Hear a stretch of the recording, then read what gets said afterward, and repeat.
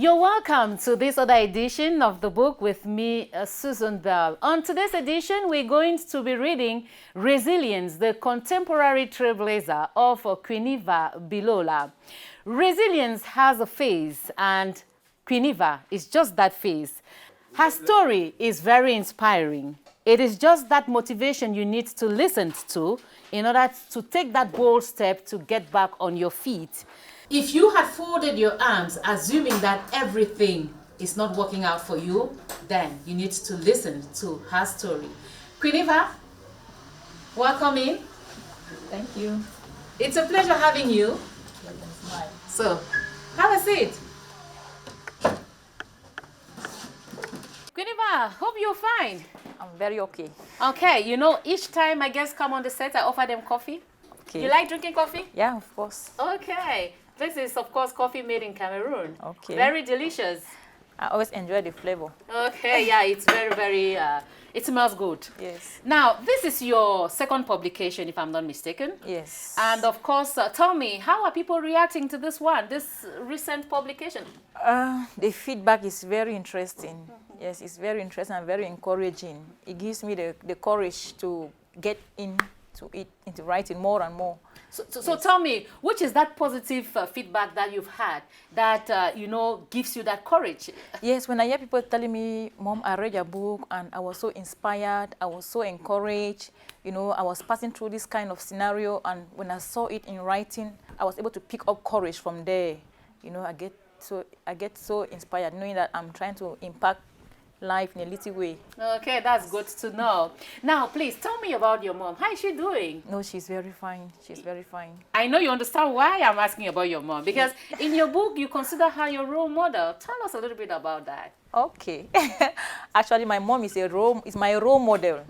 Let me put it that way. She's my role model because her stories, some of the things that encouraged me to be able to write this book, you know, being our mother, and she brought us up like a single mother, and her challenges, she never gave up, no matter what she was going through, no matter how painful it was at times, no matter how difficult it became at times. Even at the moment when you could think that any normal person would like want to give up, she never gave up on us. I could figure her as that figure of resilience. Okay. You were brought up in a broken home. Yeah. You passed through a lot of hurdles, a Yeah. lot of challenges. You were able to overcome that. Tell me, what was your secret? Talking about my secret, I just mentioned my mom. That was one of the pillars on which we could lean on. Yes. And beside her, we could have that courage to go ahead. Yes, because at one point it was like that was the only option we had. There was nothing else we could do but to forge ahead. There was nothing else we could do but to look for ways to like survive. Yes, it wasn't easy at all. You know, psychologically, growing up from a broken home, single parenting, the challenges are just so insurmountable. Psychologically, we are tortured. Yes, it made us to feel like we're not part of the society.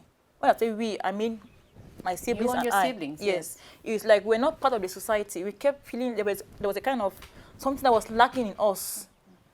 Me in particular, I lost all self-confidence and self-esteem because I felt like something was wrong.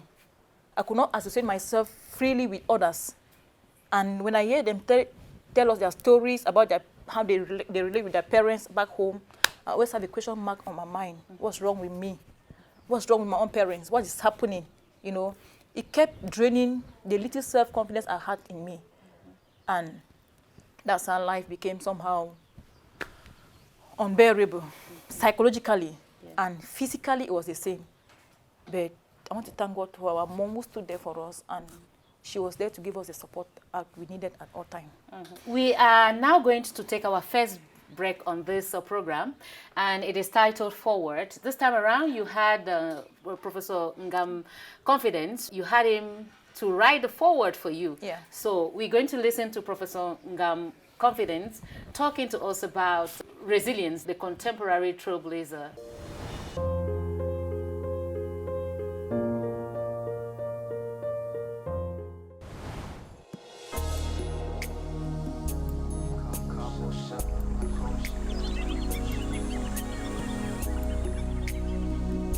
The literary piece authored by QUEENIVA BILOLA provides one of the most outstanding, as she calls it, tranquilizer. I call it an antidote, or if not an answer to an avalanche of problems faced by the Cameroon youths. And to the author, I feel that is a tribute and a record of self-achievement, of putting some of the balms that heals the wounds of the society. And to the readers, it gives them a foreground to get back to board, to develop self-esteem, to look at the intrinsic qualities they have, and how these people can negotiate themselves amidst adversities in our present Cameroon society within the global context. Oh God, I will do your will. Truth be told, the Cameroon youth is an embodiment of resilience, of survival, of negotiating bends within the zigzag nature of circumstances. Why? Because we are caught up with the crisis challenges brought together, and lately challenges brought by COVID, and a good number by the stuff of good governance, where sometimes we might have cases of favoritism, tribalism, nepotism, and all the other isms that we can think about. In my candid opinion, it is a statement is in its place if we say that the Cameroonian youth from every path of the nation is a victim of resilience. No, let me say, is an act in the act of resilient, because whether you come from north south, or you were born in the laps of luxuries, or you come from other ends, the surviving in this context is a difficult one. My perceptions, candid opinion about our present generation of youths is one of a generation caught up with a morale of global complexities, of national complexities, and even of societal complexities.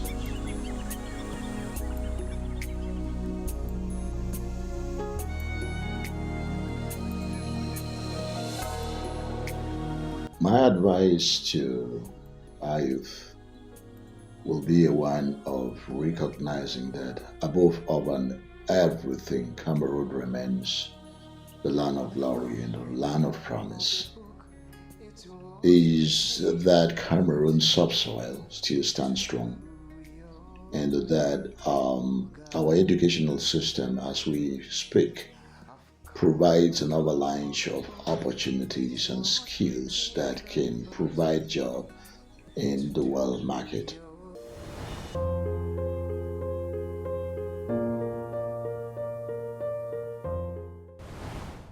You just heard Professor Ngam Confidence talk about your book. So tell me, what's your relationship with him? Actually, Professor Ngam Confidence is my supervisor at the moment in the University of Bamenda. I'm doing PhD there. He's my supervisor, and he's been my mentor, yeah, from undergraduate to master's level. He's been there. He's been like a father to me and a mentor. Okay. Well, tell me, in the book, you narrate a story where, as a child, you had to hawk. Yeah. And hawking to sponsor you and your siblings. Yeah. Do you really think that your situation then is worse than what people go through in our society today? Actually, I want to say it could not have been the worst situation, whatever the case. But I had to bring it out to like tell those who are going through that path that it is not yet the end. Yes, it could have been the worst situation, but to me at that time, we felt like we were deprived of a kind of liberty we could have.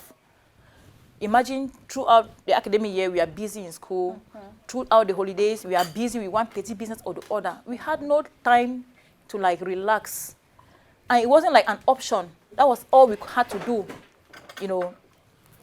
And I'm just like telling someone out there, we see children along the street hawking. Some of them, we don't even know the homes from which they are coming From? Yeah, and we don't know what the parents are equally going through. And since you've already raised that point, can you now look in this camera and talk to those children who are probably going through the same situation and just speak to them? Yes, I went through this same situation. Yes, and it didn't kill me. Yes. It made me stronger. If you see the strong woman I am today because of the training I had. Yes, it is not a kind of a very bad situation, but I'm just like saying that be encouraged whatever you're going through at this moment, and don't give up, knowing that tomorrow, in every dark cloud, there's a silver lining.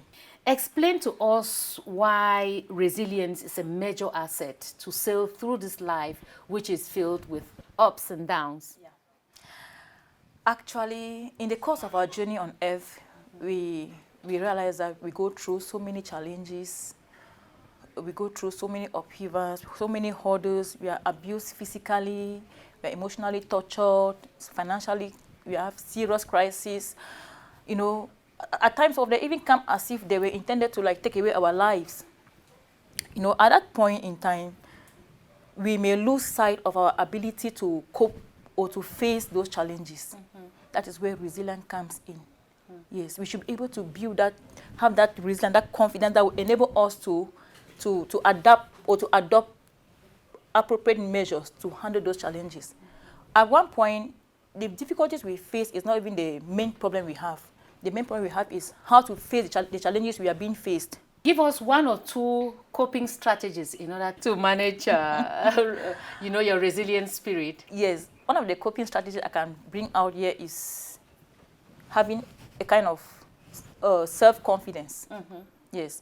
In the face of any difficulty you are in, the first thing is to have that confidence in yourself that you can face this thing. You can do it. Yes, you can do it and you can face it.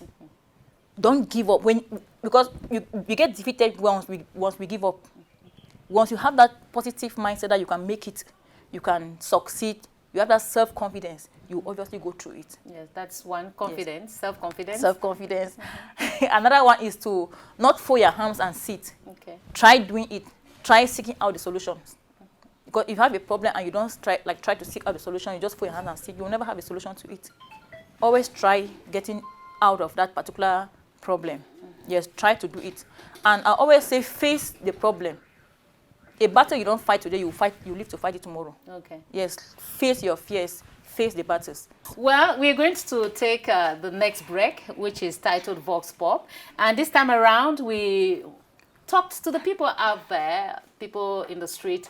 We're finding out whether they have gone through any stress and how they were able to manage it. So let's watch.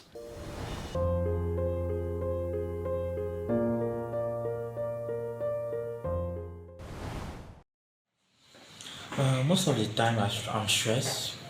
Normally, as you have the work during the week, you have the problems that a young adult like me can have. So most of when I'm stressed, the different ways I manage my stress, I usually watch films, play video games, and food, most important of all.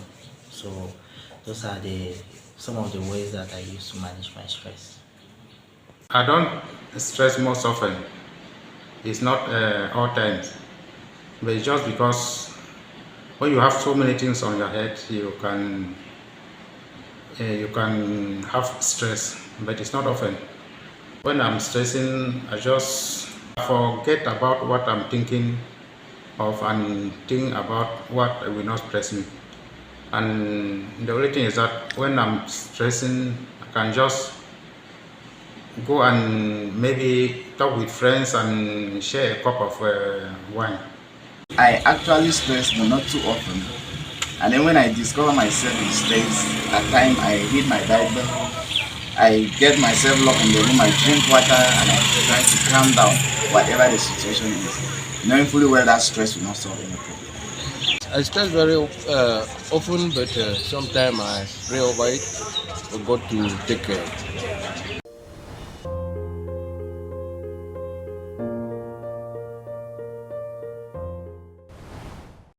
You're welcome back, and of course you're watching the book with Susan Bell, and our guest is QUEENIVA Bilola. QUEENIVA, I want you to react to this question. How do you manage your own stress? Managing stress is some sort of, at times it becomes daunting, it becomes challenging, managing stress. But we need to adopt to like get those means on managing stress. The first thing I would say is you should be able to, in the kind of stressful situation, as I earlier mentioned, you should try doing it. The next thing I will tell you is speak out. Yes. Did you do all of that?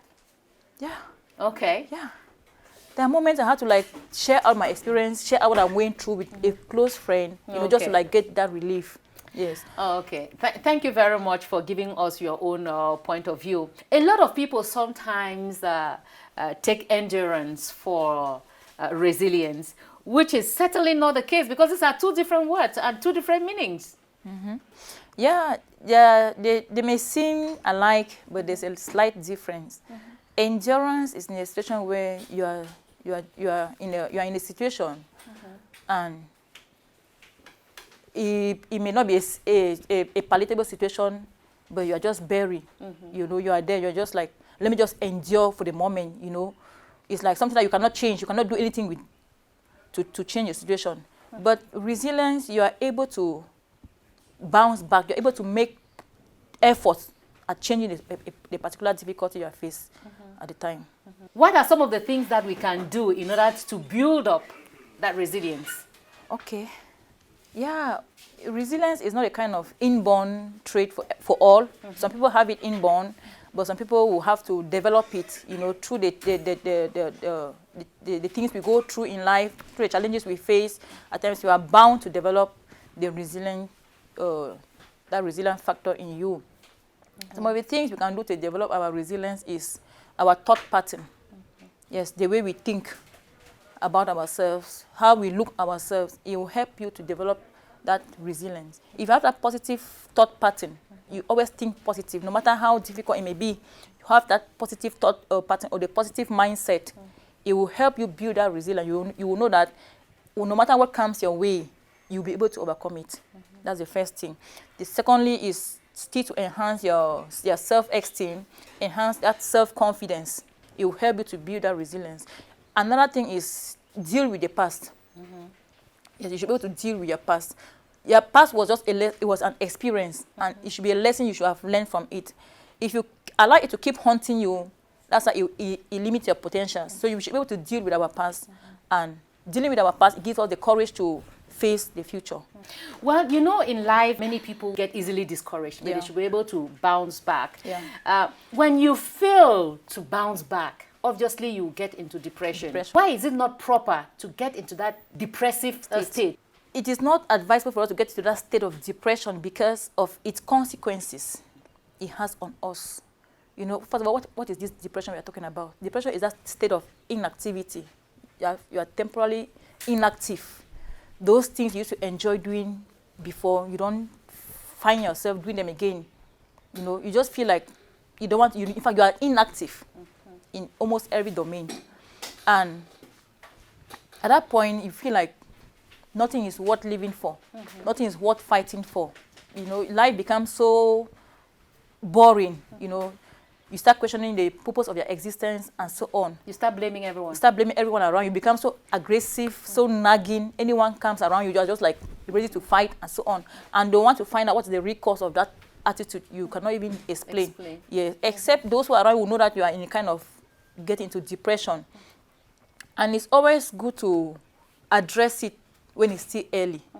Yes, because when it's able to address when it's still early, they can remedy the situation. But when you are in that situation and you're not able to sort yourself out, and there's nobody who can like help you out of it, that's why we now hear of somebody who has committed suicide because of depression. He was not able to manage his or herself in that state, and there was nobody around him to help him out, and the only thought that came to his mind was what? Suicide. Let me just end this thing once and for all. We should, at any point in time, have somebody we can confide in. Speak out. That's what kills many of us, because once you don't speak out, the thing is eating you up. It's eating you up. And even when you have that suicidal thought, there's nobody to like cancel you. You know, but once you talk out, a problem shared is half solved. Yes, it's half solved. Just air it out, it frees your mind. But when you keep it within you, that's why it's eating you up. And once you develop whatever thought you are building up in you, nobody cares or nobody knows about it. You only take into action. One of my guests sometimes said that it's always good to speak with and not speak to. Yes. I guess you understand what I'm saying. Yes. Speak with someone and not speak to someone. Yeah. Because if you're speaking to someone, you are giving your own point of view to that person. But when you speak with someone, you guys are sharing ideas. Well, we're going to take our last break on this show, which is titled, of course, On the Shelf. And this time, we are looking at the types of editing that exist. You know, we began with a series on book editing. So this time around, we want to find out the types of editing that exist.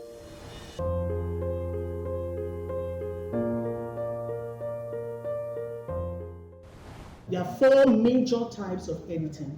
And these editing types are known by different names in different locations, in different countries.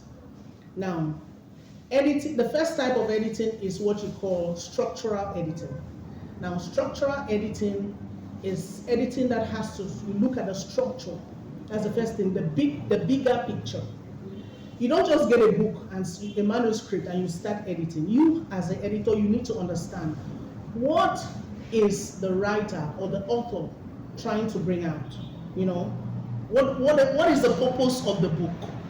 Now, when you have that knowledge, you'll be able to edit properly and professionally. Now, editing for a structural editor means that he is going to be shaping material to make the organization and the content better. And structural editing also involves rewriting. Sometimes you're editing a book and you discover that this section of this book, this part has to be rewritten, and you call the author's attention. Of course, you don't do anything without consulting the author, and he must give his consent. The next type of editing is known as stylistic editing. It's also known as line editing. The role of the stylistic editor, therefore, is to clarify the meaning and to refine the language to make it in such a way that your audience is able to understand. Here we'll be focusing on the choice of words. The choice of words of the author. We'll look at the structure of sentences, and we'll also look at the different paragraphs. An editor, a good editor, should know which sentence comes before the other sentence. So we'll do this to ensure coherence, okay? Coherence. And then the next part of editing is what you call copy editing. A copy editor focuses on what we call the nitty-gritties of editing. So a copy editor edits for completeness, he edits for consistency, he edits for correctness, and he edits for accuracy. And then we move to the last type of editing we call proofreading. Now this is what many Cameroonians think that editing is. They say, okay, just please, I've written this, just take and you go through and you edit for me. Editing, proofreading is just a very small portion of editing, okay? And even on its own, proofreading too is broad. You check for capitalization. You also check for consistency. You use your style guide to check from the beginning to the end whether you use the same words, the same choice of words.